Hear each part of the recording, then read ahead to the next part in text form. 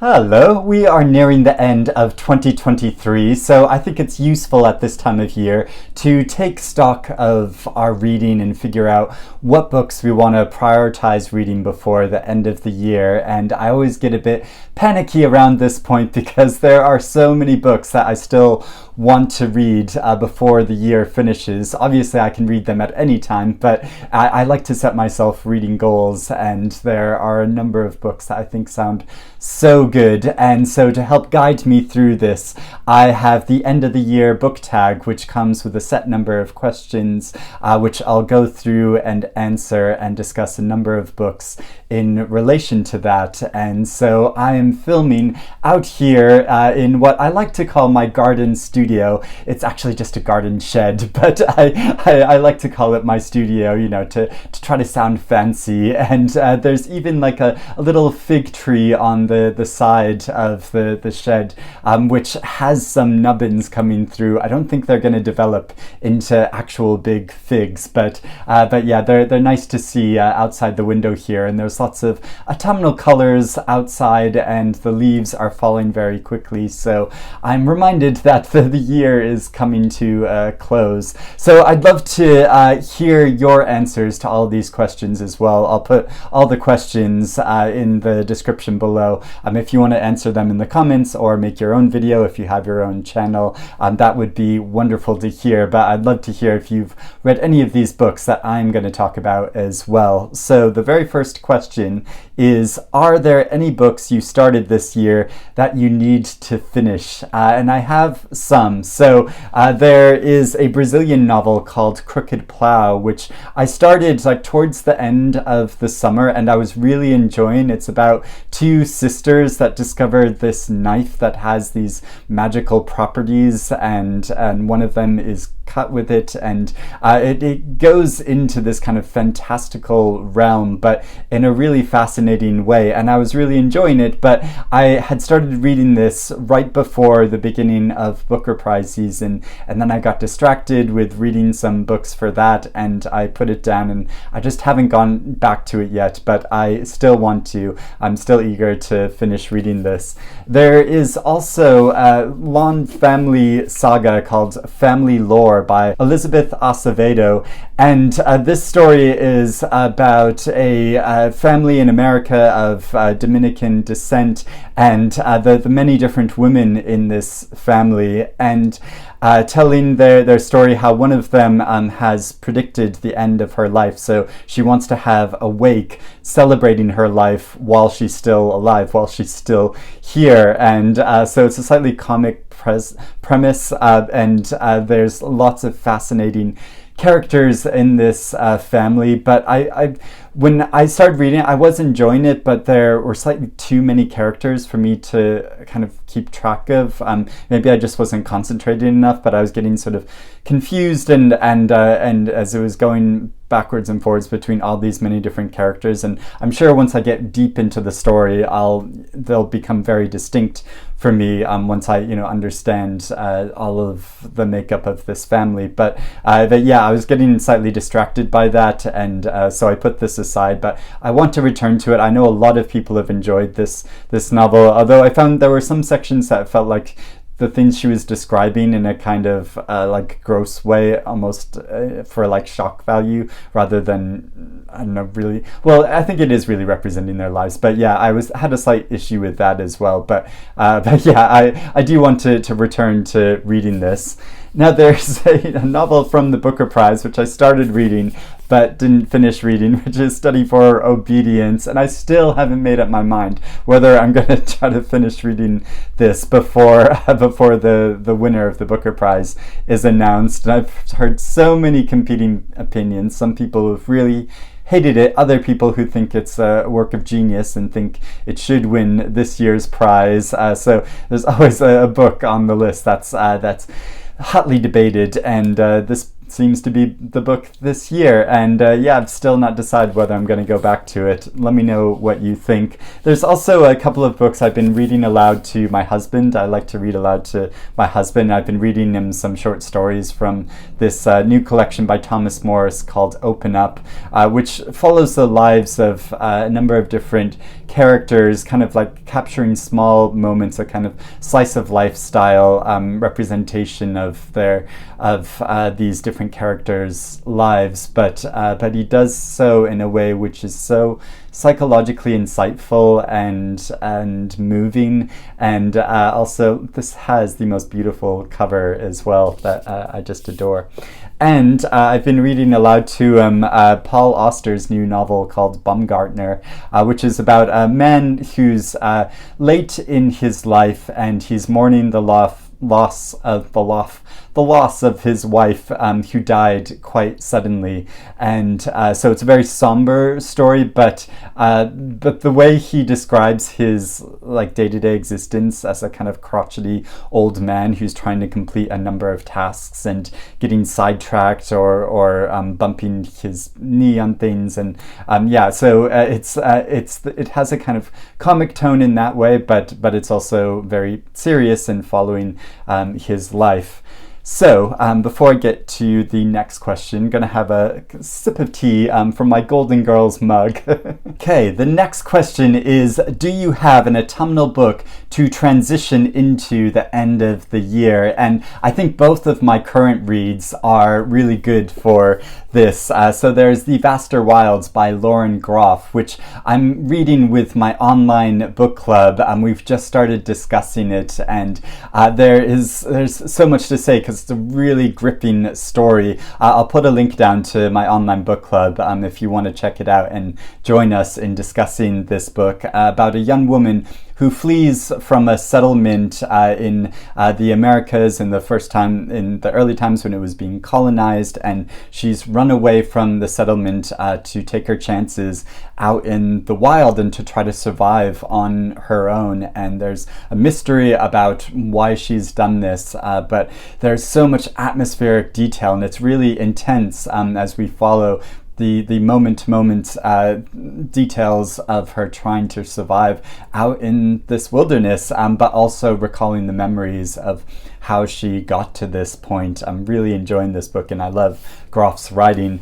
And there's also a great big gothic novel called Fane by Anne-Marie MacDonald, which I'm deep in and really enjoying. It is also like so atmospheric. It takes place in the 1800s on the border between Scotland and England in a grand old estate, which is inhabited by a man who is sort of the lord of the manor, and his daughter, who's an adolescent. She's 12 years old. She's very precocious. She has this photographic memory, and it's really fun following her perspective, but there's a number of mysteries surrounding her life and her family circumstances and what is going on with the larger story. So it's very intriguing in that way, but also describing the wilds of this kind of like bogland around this old estate and this crumbling estate, and pictures of people who have died, and there might be a ghost that's haunting her. So yeah, really enjoying this great big text.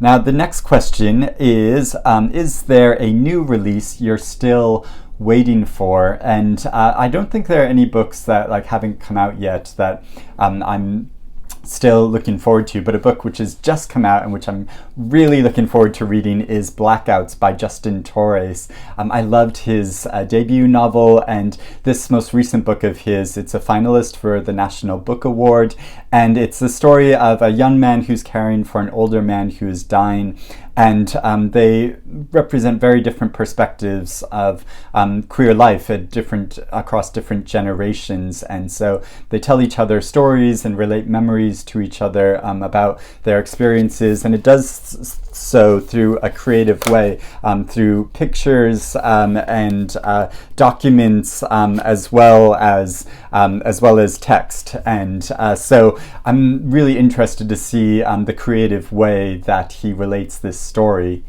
Then the next question is, what are 3 books you want to read before the end of the year? I have many more than 3 that I want to get to, but I picked out 3 that I want to prioritize and get to before the end of the year.